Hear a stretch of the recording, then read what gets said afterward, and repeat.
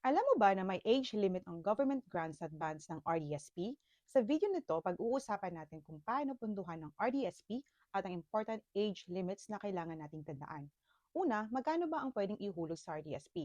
Ang lifetime maximum contribution ay $200,000. Yes, total na yan for the entire lifetime ng beneficiary. At good news, kasi kung walang annual limit, wala siyang annual limit. Hindi ito tulad ng TFSA or RSP na may yearly cap. Pwede kang mag-lump sum, monthly, or anytime na ready ka. Napaka-flexible niya. Ang pag-open at pag-contribute sa RDSP ay hindi nakaka-apekto din sa federal or provincial disability benefits. At ngayon, ano naman ang mga milestone na kailangan nating tandaan?